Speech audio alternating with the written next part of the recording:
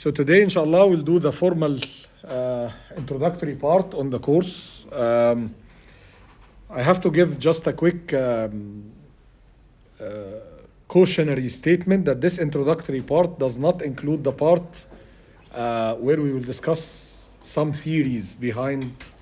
It talks more about the mechanisms for security, generally speaking. So it doesn't really talk about the theoretical part, and that's normal because, as I mentioned, the topic of security and cryptography is, generally speaking, of more practical essence as opposed to theoretical aspects. Even though if you go to graduate studies and you want to elaborate more on the topic, then theories becomes an important part. Or if you want to design a new cryptography technique, which is not easy, by the way, or a new security protocol, which is also not easy, by the way, then you need to go into more depth of the theoretical part. But most of the engineering practices on the topic are not that much tied to the theory, are more tied to the practice of the topic. Okay. Now we can quickly go over those objectives. Last week I gave you just a glimpse of those, so we addressed the first and the second. In fact, we elaborated a little bit, so we did go into the fourth, for example, and the sixth one. So those two, we did go over main areas of network security, trust model, but we did not name it that way. And we did go through some of the organizations, but not all of them. So now we will go across those topics. The parts that I described in more details last week, I will try to brief them this week, but you have the background already. However, I will give enough details as per what's needed for the recording as well. Also, one more thing, starting from today, the mode of delivery in the lecture is going to be I will take maybe half an hour, 32 minutes, and then give you 5 minutes break, and then take another half an hour, because otherwise the 75 minutes becomes exhausting, and by the mid of that, you start falling asleep or get bored, which is natural, right? Even half an hour is not a short time, but that's the maximum that I can do. Anyways, so we start by definitions. There are few definitions that we have been through last time, and we go over them again. Keywords from these definitions are that you are taking measures. So there is something that you need to do. And the objectives of these measures are either to deter, so prevent even the attacker from thinking about the attack, because it becomes too expensive for them versus the gain, so they don't try. What if they try? Then you need to prevent them from succeeding. What if they succeed? At least you need to detect that an attack happened, because this is the only way that you can correct and overcome or prevent this in the future. Okay, that's kind of what you need to do in a security system. So you need to figure out ways or measures so that you make the attack in the first place not attractive. That's the deterring part. If it happens, then you need to make sure it doesn't succeed easily. And if it succeeds, the least that you can do is to detect, so that you can correct the situation in the future and even prevent this from happening in the future. Many entities involved in security have different definitions for the same topic. Again, here we talk about the protection. This is the definition by NIST, and one of you already gave us the right definition for NIST. NIST is National Institute for Standardization and Technology, if I remember correctly, right? That's a North American or a US-based institute, and this is the definition that they have for cybersecurity. Cybersecurity in general is a bigger topic than network and communication security. So this course is going to focus on communication security, which is, again, similar to saying network security, but with a little bit more focus on lower layers. But cybersecurity is a much bigger topic. It includes this in addition to practices, policies, and all these aspects of protection of secure systems, okay? So anyways, it's the protection afforded, and we talked a little bit about the word afforded, and we said that Sometimes, theoretically, for example, you can really make a system completely secure. Nobody can break into that system, but the cost of doing this is going to be too much, makes it impractical, much less efficient, so it doesn't even manage to transfer the information. So you care a lot about protecting the information up to the level that you don't even manage to transfer it, which means you did not achieve what you want. You want to achieve secure transmission of information, okay? So the word afforded is key in this. And then the objectives here again are preserving the integrity, right? And availability as well as confidentiality, which has to do with confidentiality means that nobody can read your data who's not intended to do so. So no unauthorized person can actually figure out your information. Availability means that nobody can break the connection, because that's one of the attacks. Just if I cannot read your information, I'm gonna prevent you from sending it to the other party, right? That's a punishment, and you don't want this to happen.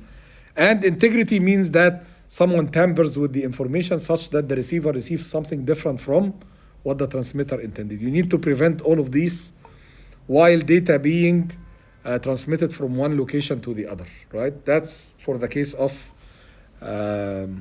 secure communication, okay?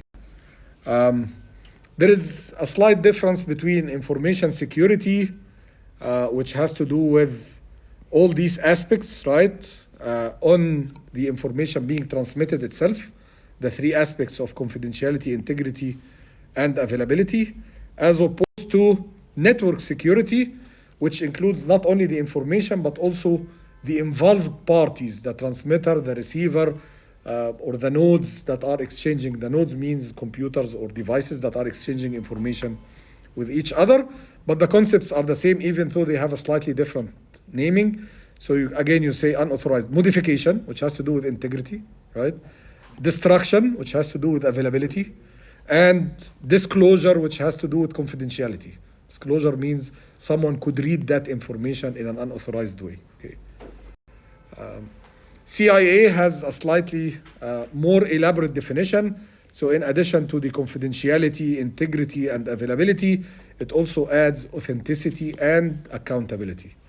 And one example that gives you the difference between authenticity and accountability, imagine that you have a piece of paper, which includes a government piece of paper, right? And then it has a stamp that says the government of Qatar. This means that you know that this stamp is only available with one of the government entities here, right? So you know that this is an authentic document. It's not made up or comes from someone who's not authorized. But you cannot say, for example, that this document is the responsibility of the Ministry of Interior, or this document is the responsibility of the Ministry of Finance, right? Because the stamp does not say which ministry. It just says that it's authentic, it's from the government, but you don't know exactly which government entity is accountable for this document. This is different. This is authenticity. This is different from another document that has a stamp, and the stamp clearly says that, again, it has all the logos of government of Qatar and so on, but it has also the name of the ministry written there. So in that case, if you have an issue with that document, you go to the ministry which has the stamp there, and you say you are responsible for this document, and they cannot deny, because they are the only one among all government entity that has that particular stamp, okay? So that's the difference between accountability, that you can trace it one-to-one to a particular entity, as opposed to you know that it is authentic, it's not made up or introduced from an attacker or from an unauthorized entity, but you cannot figure out who's responsible for that document, okay? We mentioned also that there is an international standardization entity, the ISO, the International Standardization Organization, that has produced a security architecture model, right?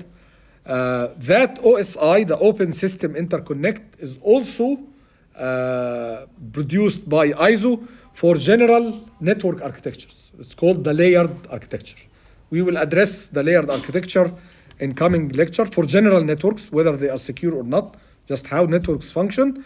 But here, for the security purposes, there are three important layers within this model. the attack layer. So whenever you are talking about security, you cannot just talk about methods and ways to protect your system. You have to also consider what are the possible threats or the attacks that can be carried on this system. Okay, that's part of the design of a secure system. If you don't have an idea about the possible attacks or the possible ways to break your system, most probably you will not be able to protect the system in the right way. Okay, so that's part of. So the OSI produced by the ISO is standard? Yes. So ISO is the organization that produces their OSI, the Open System Interconnect Model, right? The Open System Interconnect Model has many things. One of it is for general networks. We will study that a little bit later. One of it is related to security architectures, which is the one that we are looking at right now. For security architecture, the Open System Interconnect defines 3 layers or 3 important components, right? One of them is security attacks. So you have to be aware about the possible attacks. And when they are not executed, we call them threats. When they are executed, we call them attacks, right? The other one is what kind of security services your network or system is providing. For example, it's providing authenticity or authentication. It's providing data integrity protection. It's providing data protection, so nobody can really read the data in an unauthorized way, and so on. Sorry? Availability. Availability as well, right? So all of that is part of the services. It means what? It means I have some method that allows me to protect this system against the violation of integrity of data. And I have some system or some function within my system, we call that a service, a security service, that protects the availability of the network to make sure that attacks that are targeting the break of the availability or discontinuity of availability are not successful. I can protect against them, right? And so on. These are kind of definition of headlines, what kind of services you have. For each one of those services, there is a mechanism. For example, for the confidentiality, the mechanism is single one. We call it cryptographic services or cryptographic mechanisms. The one that includes encrypting the data and then decrypting it at the receiver side. For other ones, there are multiple ways to do them. There are multiple mechanisms. So they call the mechanisms as a category with the same name of the service, right? But there is a difference between this and this. This is talking about the overall objective that I want to achieve. So I want to achieve authentication. That's a service, a security service. I want to achieve confidentiality. That's a security service, and so on. There are 6 of them here, right? Now, for each one of those, there is a mechanism that allows me to achieve this. Yes? You can look at it as a service is what you do, and mechanism is how you do it. Exactly. So this, as Sohaib mentioned, right? This is what you want to do. This is how to do it. Okay. The tools, but the word tools is a little bit misleading. It's either algorithms or methodologies, or it has a description. It's not just a name of a tool. It includes a description of that. Okay. So any study of security has to address all of these. You cannot study security without talking about attacks. You cannot study it without talking about what are the protection services that you want to provide. And you cannot study security without talking about, for each one of those protections, how you do it. Okay, so what you want to do and how to do that. Any questions here? Next. As I mentioned, there is mentioned earlier, there is another organization which has to do with standardization that's involved in the security aspect, and this one is the IETF, the Internet Engineering Task Force, and the standards coming from the IETF, the Internet Engineering Task Force, are typically given this kind of numbering. So RFC and then a particular number. The one that has to do with security is RFC 4949. Part of that standard is that it just provides this delicate difference between what is a threat and what's an attack. The only difference between them is that one is kind of possible, but it did not happen. Once that threat happens, someone is trying to execute it, it becomes an attack. Okay, so that's the main difference after all these lengthy words and descriptions. Okay, Now, if you go back to security attacks from the previous slide, there were two possibilities of security attacks. There is a passive attack and there is an active attack. Only two possibilities or two categories of attacks, okay? Under each one of them, there are multiple variants, okay? Particularly the one with wider variance is the active attack. So passive attack means what? Passive attack means that the attacker is only listening to your information.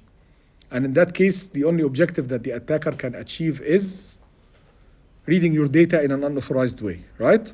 There is another one, there is another possibility that the attacker might be doing. We will discuss it, a passive attacker, we will discuss it in a few slides. But generally speaking, the most common objective for a passive attacker is that he or she is trying just to read your information in an unauthorized way, right? To protect against this, you encrypt your information. But again, encryption is not 100% secure. So there are ways to break encryption and there are other ways to fight against that. But the most challenging part in passive attacks is how you detect that an attack has happened, especially if your medium of exchange is a public medium like the wireless. It's an open medium. Anyone can exist in that medium, and accordingly, anyone can be listening to your information, right? The question is, are they able to actually get the actual information or they are not, right? But detecting the existence of the attack is very difficult for passive attacks. However, the only threat posed by a passive attack is the threat on confidentiality, okay? Now, if you go to active attack, in an active attack, the attacker is not only listening to the information, but he or she is trying to inject something into the communication link or the exchange medium, okay?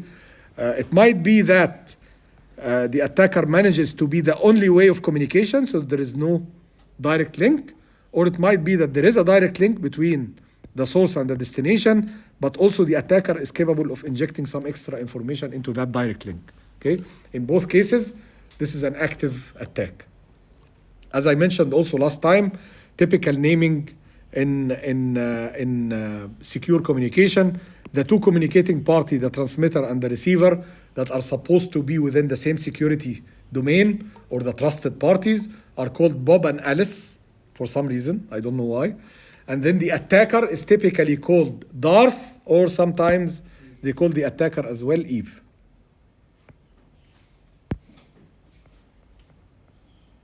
Okay, it comes from eavesdropping. Okay, so the attacker can be either called Darth or Eve, both whether it's active or passive attack. Doctor, I have a question about the passive one. Yes. So, and there is a passive attack that has the ability to do an active attack, but to all passive attacks has the ability to do that. Can they threat an active attack? No. I think what you are implying, if I may rephrase your question, is that any active attack has to involve a passive part where the attacker is listening to the medium. Yeah. Not necessarily. You can have an active attack, for example, an availability attack. Availability attack means that that person is not really caring about listening to what you are sending.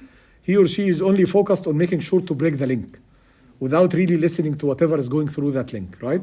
So there might be a case where an active attack does not involve listening, which is the part that the passive is only capable of doing, okay? So let's go back to these. Thank you for the question.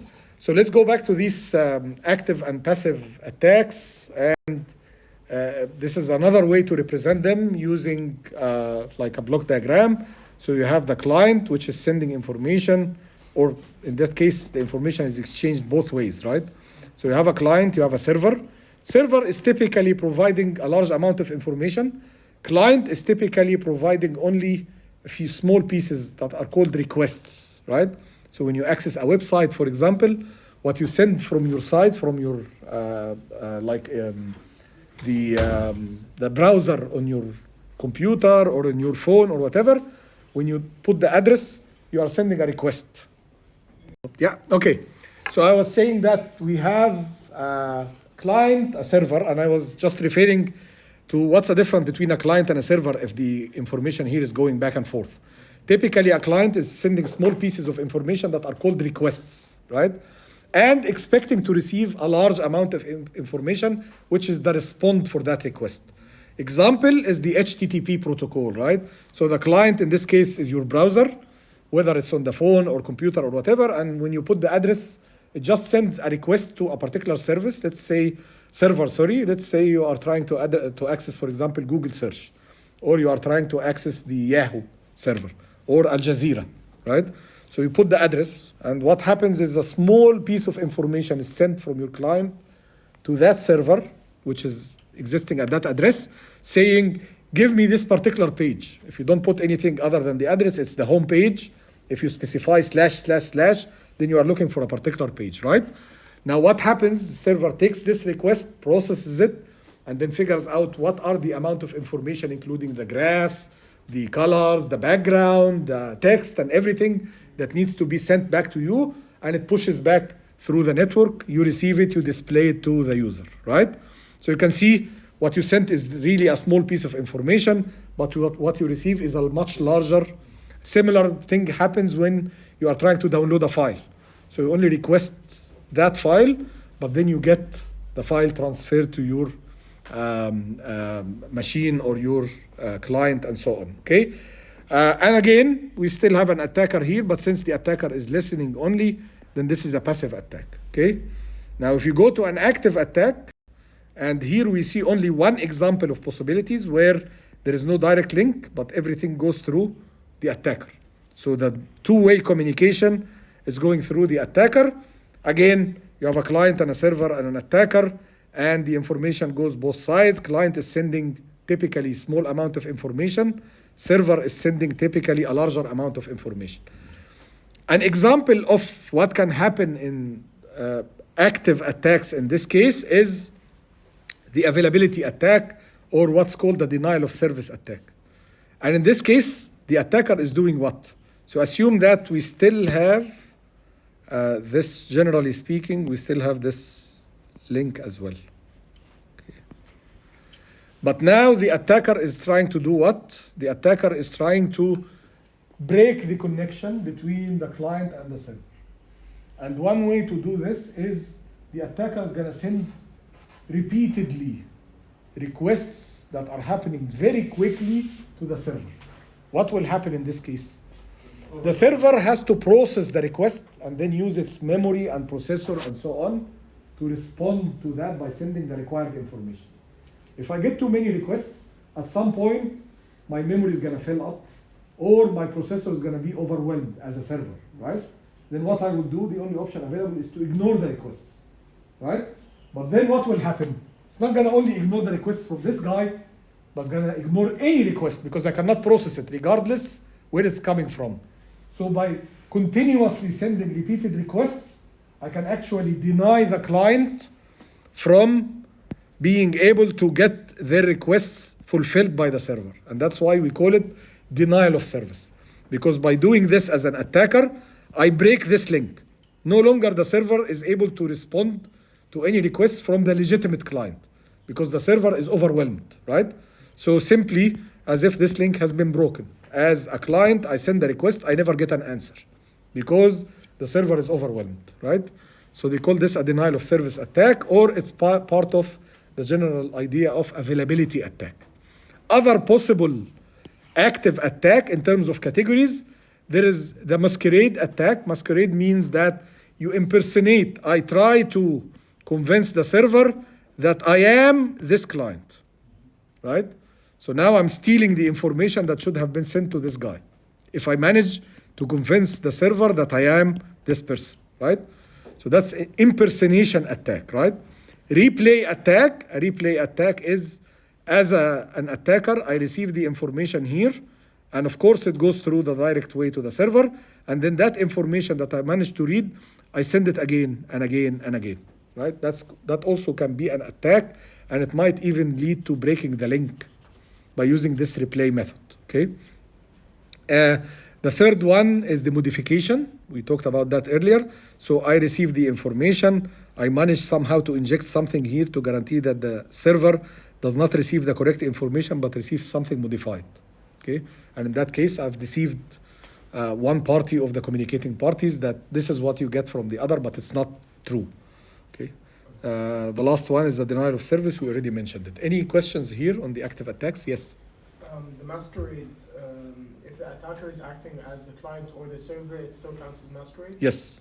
So I can deceive you, that happens a lot, by the way. When they hack into some servers, what they manage to do is not really breaking into that server and modifying its information, but capturing your requests and then redirecting you to my local server, and you ask Google for something. Yeah. Yeah. So it replies back to you with a swearing statement or something like that, right? And you, under your own feeling, this is Google, but what's happening to Google, it's not actually receiving your request. So that's true. Yes. Any other questions?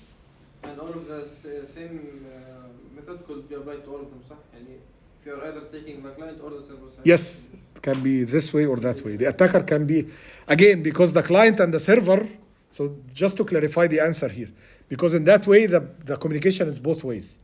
But if you imagine a sender and a receiver, like we had before, so this picture, right? If you have only one side here, which is Bob, right? And it's only one-way communication.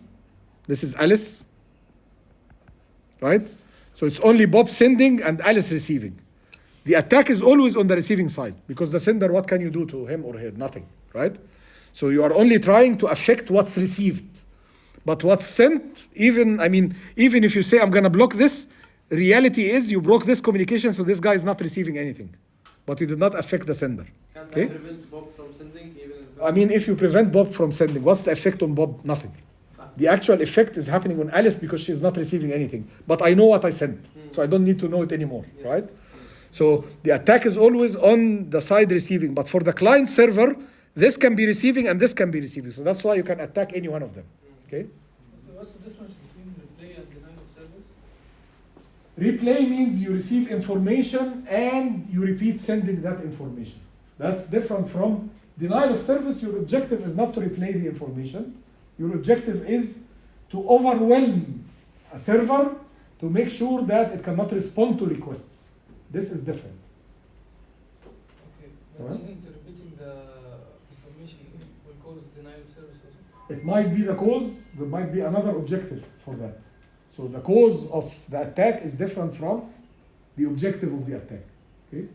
It might be, like one objective of replay is to break the connection, but you break it with a different way. You break it by convincing the receiver here that the transmitter is no longer listening to its acknowledgement, as I described last time, right? But that's only one objective for the replay. The general mechanism of replay can do other aspects, okay?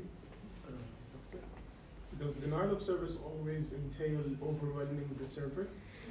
Or something else. I mean, one methodology to achieve denial of service is overwhelming the server. That's just one method to do it, yes. But both the methods will lead to the same result, which is the server not taking any input. In this particular example, Yes. but not always. Yeah. They might lead to completely different aspects, okay? So, as I mentioned, the replay, I gave an example how a replay can be harmful, but this is not the only way, yeah. Okay. Any other questions? Okay. Security services, right? What is a security service? I think you captured the essence, right? It's an objective that you want to achieve under the overall umbrella of security, okay? But there are two definitions for this. The X800 definition, that's one type of a standard, and there's another one defined by the IETF RFC 4949, right?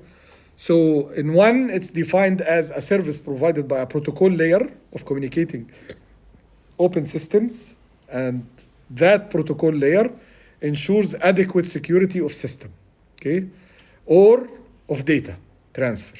The other one, which is the RFC 4949, says that a security service is defined as a processing or communication service provided by a system to give a specific kind of protection to system resources, okay? More or less, they talk about the same thing, but they have different wording for describing what is a security service.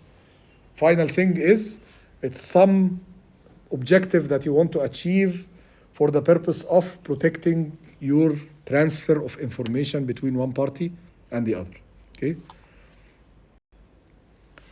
The X800 defines those services as security service. So authentication, access control, data confidentiality, data integrity, non-repudiation, and availability service. Okay, we know most of these. We talked about them last time. And we talked about them also today. But access control means nobody gets into the network except the ones that are allowed to. So your overall network is protected from people getting into it except the ones. Of course, it's not only network. It can also be files on different locations within that network, right? So that's access control. And data confidentiality is known, so you protect the data while being transferred. Authentication is knowing exactly who is getting in and who's getting out, okay? That's different from access control, and we'll mention the difference in a minute, okay? Data integrity, making sure that your data cannot be changed in an unauthorized way while being transferred. Availability, protecting against breaking the connection.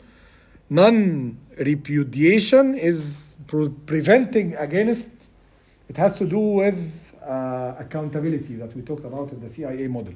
So preventing any party from being able to deny responsibility for a particular piece of data that they generate. If someone generates a data, there is something inside that data that tells without any ambiguity that this data came from that particular party. Okay? So later on they cannot deny this. I see some people falling asleep. So here it starts talking about authentication. So remember the few things that we listed in the previous slide. Now, I have to admit, the authentication that they mention here is slightly different from what I mentioned in the previous slide. So they talk about authentication, particularly probably in this standard, the X800 standard. Authentication here has to do with the information itself. So I know that the information is authentic. It came from that person, has nothing to do with authenticating the person or allowing the person to log in or log off, right? But more, so assuring that the communication is authentic, which means in the case of a single message, assure that the recipient that the message is from, okay? Assure the recipient that the message is from the source that it claims to be from. So it has to do with the message itself, authenticating the message, right? And ongoing interaction to make sure that the two parties or the two people talking to each other, they know exactly who is this and who is that. But has nothing to do with getting into the system or not, okay? So doctor, in case of a single message, I just sent, there is no response, they check about the message. But if it's going two parties talking to each other. Yeah, yes. So I read a message from my network, right? The authentication in that case makes sure that if this message has something that says it came from that particular source, this part is authentic. This part is not tampered. Nobody played with it. It's I can detect that part and know who it came from, right? When there is a longer exchange, so a connection-oriented communication, keep sending and receiving from it, like the client-server case, for example, each one of us knows exactly whom you are talking to. It's not only about a single message, but for the whole connection, I know exactly whom I'm talking to from both sides, okay? That's they call this peer entity authentication and data origin authentication. One has to do with the data, this one. One has to do with the other party that I'm talking to, okay? This is the authentication. So it's not really about, and this differentiates it even clearer from the access control aspect, okay? Access control, the ability to limit and control the access to host systems, right? So I know exactly who is allowed in and who's not.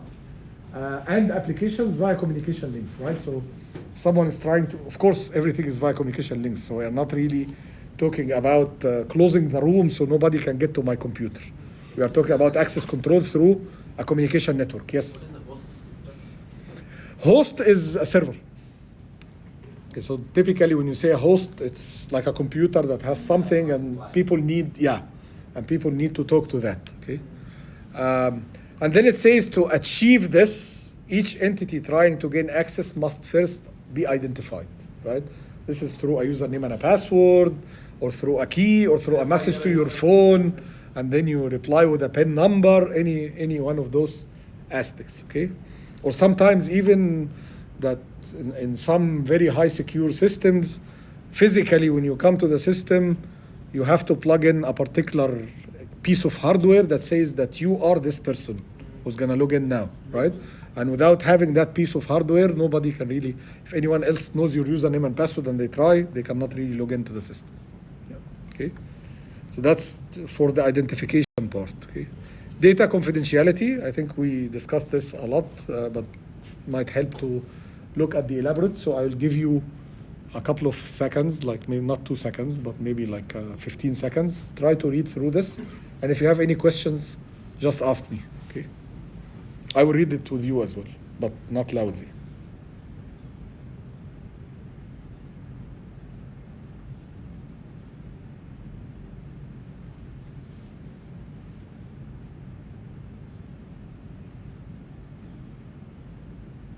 Any comment or any notices related to something I mentioned earlier? I talked earlier about passive attack and I mentioned something. So did you notice it here? قبل ما تسأل سؤالك. You said that passive attacks can only affect confidentiality and can't affect anything else. لا, I mentioned one more thing about confidentiality. What the objective of passive attack? Is to listen, and there's another. Yes. So do you see the other option here? About the statistics. Yeah, the second one, right? So if you look at the first one, this is trying to read your information, right?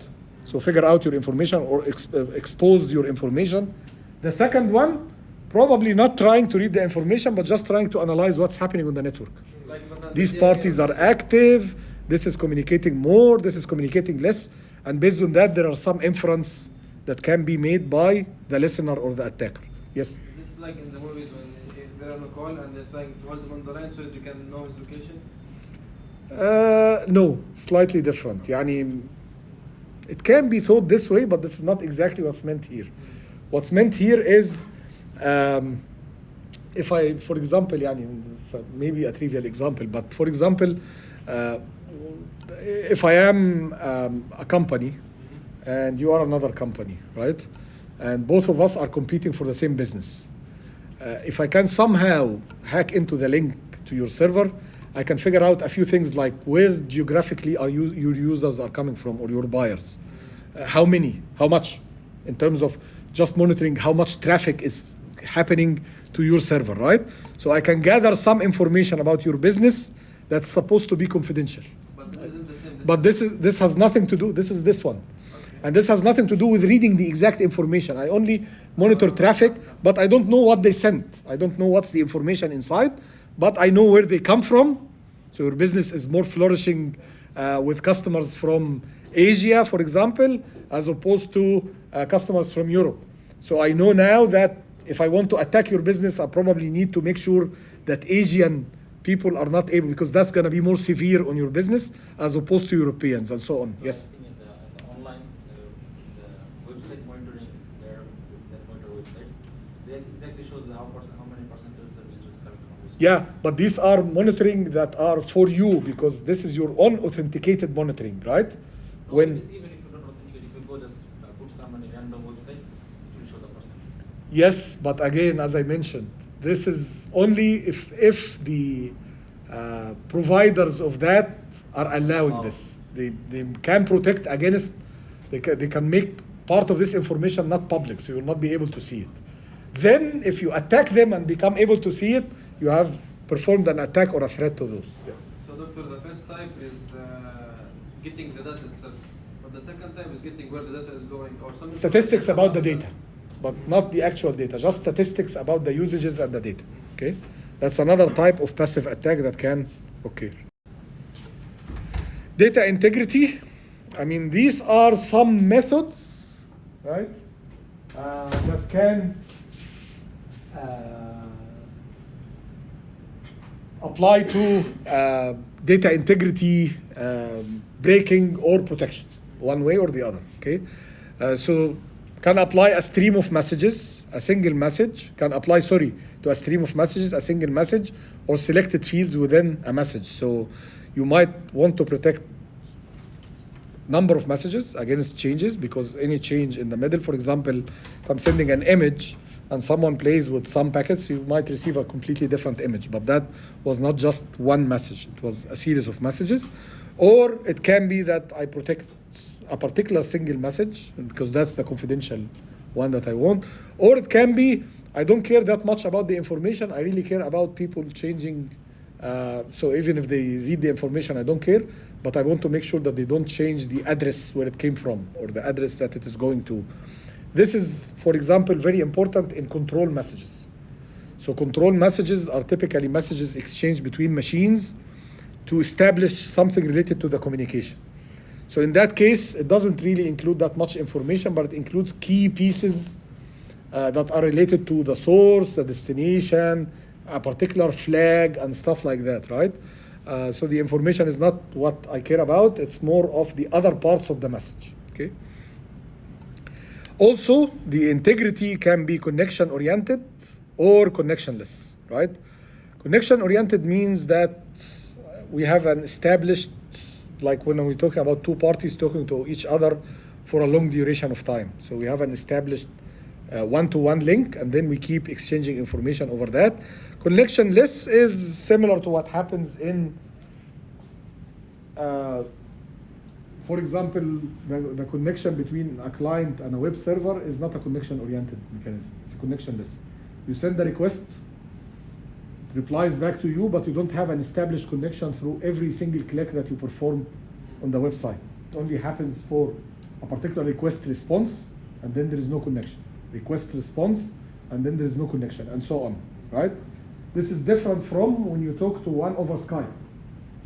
Then between you and the other party, there is a maintained connection for a certain duration of time until you close the Skype call.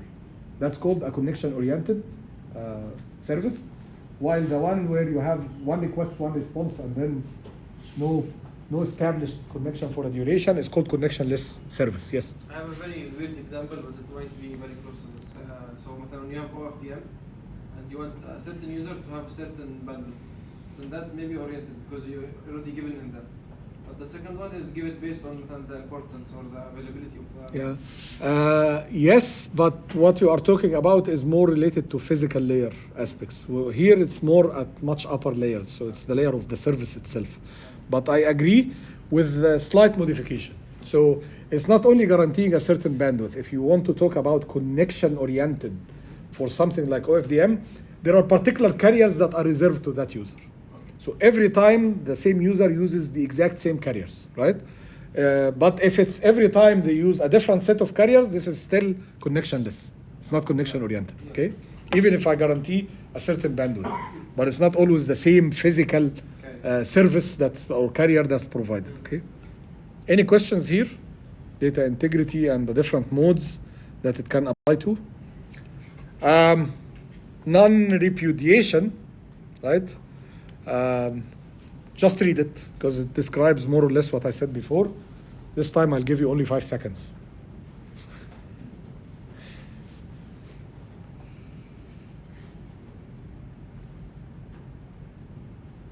Doctor, is non-repudiation like a branch of authentication in the way that you described it earlier, not in the way that the slides described it? To some extent, yes. There is a relation between them, and as I mentioned also earlier, when we talked about the 5 pillars of the CIA, there is a relation between them, but not necessarily that they mean the same thing. Yeah. So typically authentication, as I mentioned it in that trivial example of the stamp, right? You just want to make sure that this is not introduced by an unauthorized party.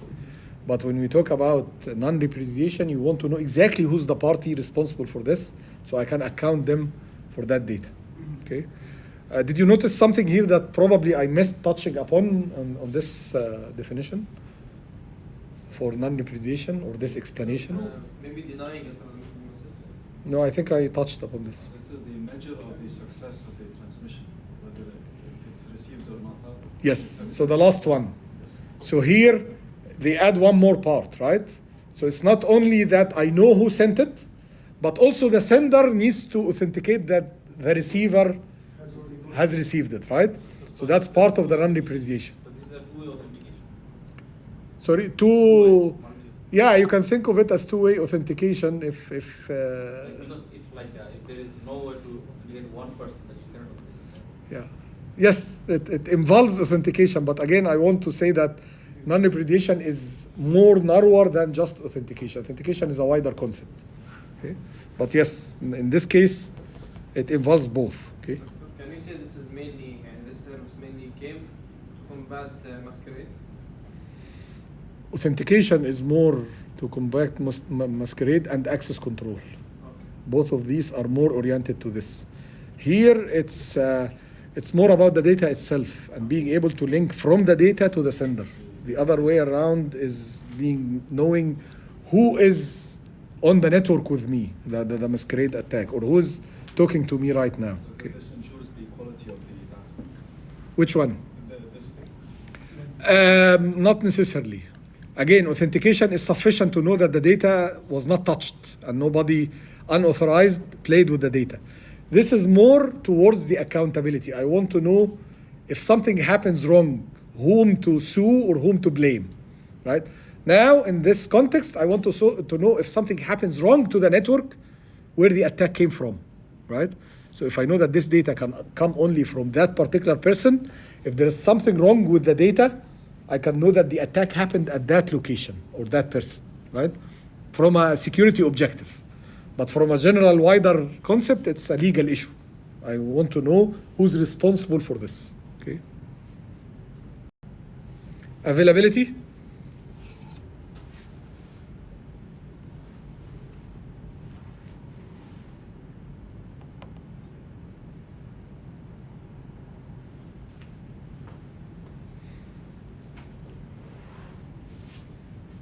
It's always nice to notice that in this case, it ties it to other services, right?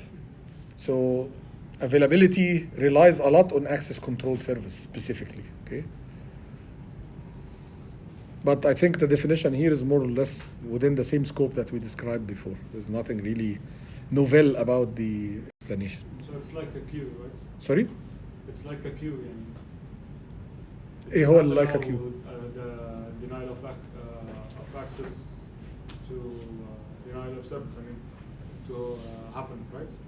Yes. So it will stop like if a lot of Exactly. Yes. requests come, Yeah. it will stop them, right? It will stop receiving requests from that. So one of the ways to detect the denial of service attack and then prevent against it is if somehow you can figure out that all these requests are coming from a source, from a single source, you can tie them to a single source somehow, then you can simply stop responding to requests from that source.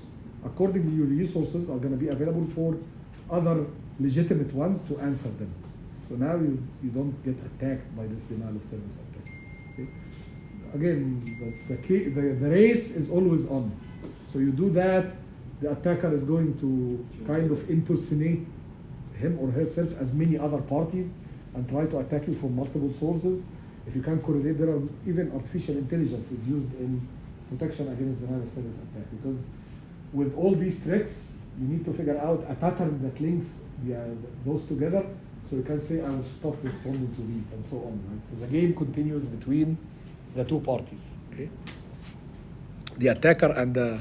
Sometimes I heard they use the Internet of Things devices. Yes, that's what happened with those coffee machines, I think, a few years ago, right? They launched an attack on the internet using smart coffee machines. How is that? Because on those smart coffee machines, first of all, there's a big number of them. Okay. And the second thing is because they have very low computational resources, if you hack them, it's much easier. And then they launched the denial of service or the overwhelming attack from those machines. So you have many sources, and they are actually coffee machines trying to access servers and doing things that they're not supposed to do, right? And it succeeded. And the attack was on what exactly? It was on big servers. I think it was either Facebook or Google. A few of the not only one. It was a few of the big servers, and it succeeded. They were on outage for half a day, if I remember, Wow. because it happened, I think, around COVID, before COVID or after COVID, around that time. Very smart. Yeah. Well, smart in a bad sense. Anyways, security mechanisms, right? So for those services that we mentioned earlier, the X800 defines some mechanisms to protect, to provide the security service. So for confidentiality, they provide cryptography. Data integrity, there is no specific name here. But for example, for authentication, they provide something, or they ask you to provide something called digital signature, okay? And authentication exchange for two parties. Traffic padding, I think this traffic padding will have to do with availability, right? Routing control, this has to do again with maybe availability as well. Notarization, that's part of protecting your information from being changed while, so it has to do with integrity, if I'm correct, and then access control, okay?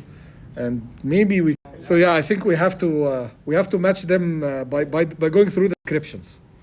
So let's describe what's cryptography. And we spend a good amount of time of this course discussing cryptographic approaches because they are kind of the key factor in secure communication aspects. It's how you prevent anyone from reading your information while being transferred from one place to the other. It's a branch of mathematics. So this is why I will have to give you a little bit of a mathematical background on it, but not much. But we will not deal with it as a mathematics concept. We will deal with it more as protocols. So here is how I do encryption. I mean, the principle behind encryption and decryption and why it protects the data. And then we will move to the implementation. Here is how I implement this, because to do encryption, it involves an exchange. It's not probably mentioned here, but it involves an exchange of something called the key. I have to make sure that this key is common between the two authenticating parties or the two communicating parties, right? And then after that, I have to exchange the information, making sure that only the one who has the key is the one who reads that information. To do this process, aside from the mathematical way of generating a key and applying the key, there is the sequence of things that I have to do to ensure that the key is available to the other party and then the information is available to the other party, okay? And that's called a security protocol. So our discussion is going to be more towards the protocols after we finish the small mathematical introduction to cryptography. Okay? Again, cryptography is not only, by the way, and we mentioned that last time, not only for exchange of information, but also if you want to protect some information on the same device from other people to access it physically, you use encryption as well. You use cryptography as well. So it doesn't have to be communicated. It can be even on the same location or same device. These are the algorithms of cryptography, or the categories of the algorithms. And later on, we will go into details of some, not all those algorithms, too much for us, okay? So we have the keyless approach, right? And we have single key and double key, or two key approach, okay? Keyless means there is no such a thing like something exchanged between the transmitter and the receiver, and we will touch upon that. Then we will talk mainly about the single and the double key algorithms, and we will talk about the ones that are kind of the fundamental. There are more build-ups on those algorithms that includes much more details. We will not be able to cover all of that. It requires a course by itself, right? And cryptography is not the only thing that we will cover in this course. We'll cover other aspects, okay? So we'll not be able to cover everything, but we will talk about the key methods for single key, the key methods for double key, or what's called mainly here the asymmetric encryption, versus this one, the original one, they call it symmetric. The single key is called symmetric, the two keys called asymmetric cryptography, okay? Network security. So in addition to the cryptography, there are also important aspects that needs to be covered. Most of these, we will touch upon them very superficially. If you want to study these in details, you probably need to go, so we'll talk about the general concepts of these network security protocols or methodologies, okay? But if you want to get into a lot of details of those, you have to take a course in cybersecurity or a computer science / computer engineering course on network security, okay? Because they focus more on IPsec, TLS, HTTPS, and so on. These are very high-level protocols. Our focus is, from a communication point of view, on lower levels, but still, you need to know about these. So we will make sure that you know about these, and if you want to explore more details, you have to go for that particular aspect, okay? Computer science, computer engineering aspects. Generally speaking, if you want to put everything into one perspective, this is an overall network security model. So you have here some sender, some receiver. They are trying to exchange messages. Again, this is a one-way. If you have two ways, then the sender becomes a receiver at some point, and the receiver here becomes a sender at some point, and the whole thing repeats in the other direction, right? Okay, but it's sufficient to look at it from one direction. So what are they trying to exchange? They are trying to exchange messages. First thing that you do before putting your messages into the communication medium is to change that message somehow to make it secure. So here it's just a plain message. Your voice, your text, whatever, as it is, represented in bits, still a plain message, because everyone knows how to convert those bits back to the actual information. So it's still public, unencrypted, unsecure information. You apply some method. That method includes something that nobody knows except you and the other party. This is what we call the key, or we call it the secret information. You apply it, your message becomes secure, you put it to the channel, you put it to the transmission medium, right? And at the other side, they receive the secure, they apply the inverse because they know the secret, right? It's like لما يكون عندك secret word يعني مش هفتح لك I'll not open the door unless you say ping pong, for example. So anyone who knocks on the door, you don't respond, but the one who says ping pong, you respond to their knock, right? Similarly, the secret information, if you know it and you see that the message coming, then you apply that in the reverse, and then you open the message and you explore, or you get the actual information plain to be read and interpreted and whatever.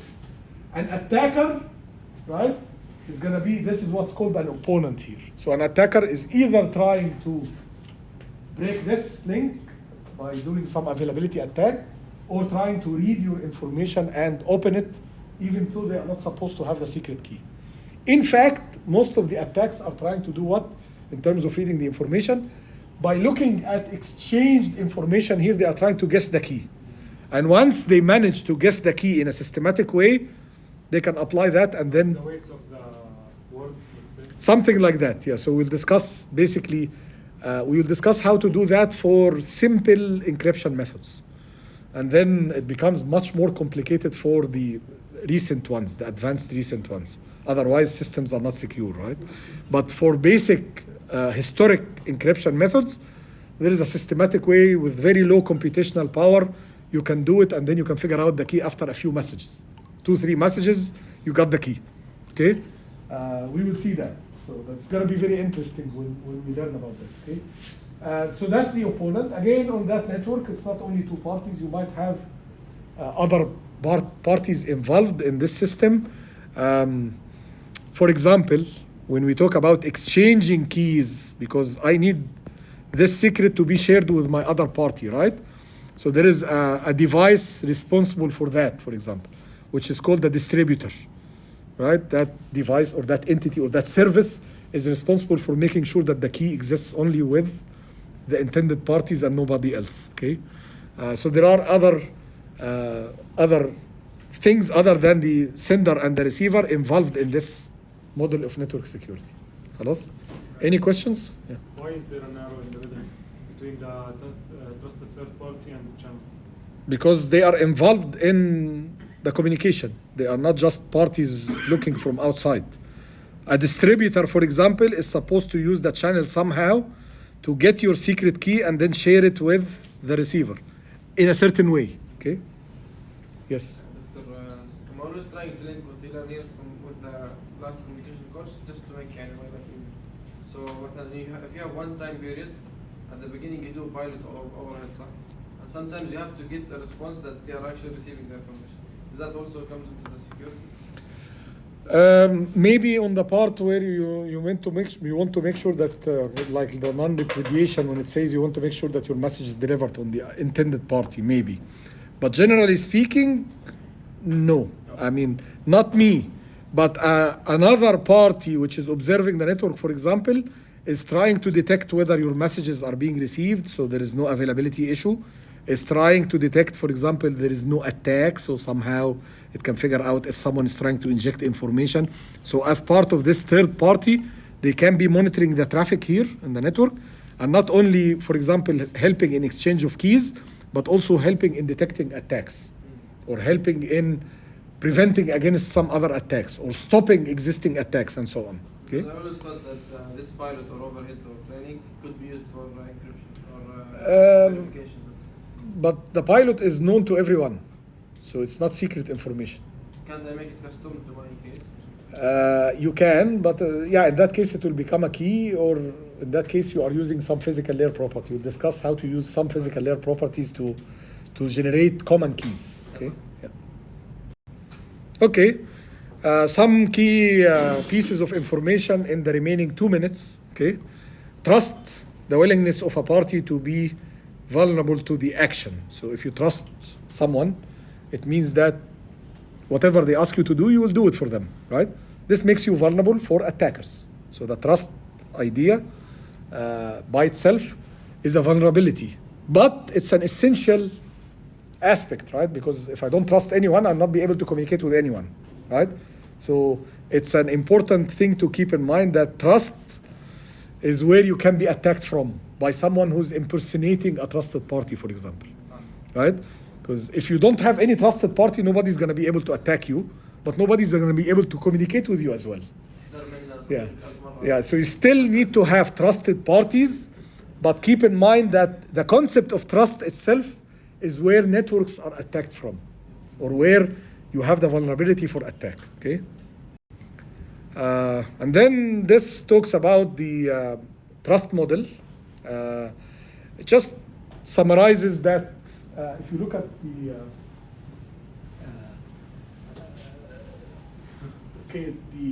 the left side here versus the right side. So the left side is things that you incorporate in your trust. When you trust someone, then their ability and their benevolence and integrity, all of these pours into the trust model, right? And if they are malicious for some reason, then one of those aspects is violated. So they are able to attack you, or they are able to communicate with you, but if they are malicious, they will use that ability to communicate to attack, right? They are benevolent, which means that Hamid, yani nice, كويسين, but because you perceive them as benevolence, this is where you can be attacked from. Okay? And you assume that they are an integral part of your network, so their integrity is guaranteed. You know that they are not bad, right? But because of that, you can be attacked from that aspect as well. So these are the components of trust, right? And then accordingly, the result of trust is that you rely and you disclose. So you rely on those parties as your trusted parties in terms of whatever information you get from them, the exchange of knowledge with them, and so on. But also you disclose your information to them because you trust them. And because of that, you can be vulnerable to attacks. It's kind of describing what we said in a block diagram with a little bit more details, okay? The descriptions on the left side is more or less, with the right side, is more or less what I tried to describe on the overall. Finally, this is a list of the standards involved, entities involved with security, and that's our final slide. Now the summary is here for you. You can look it up.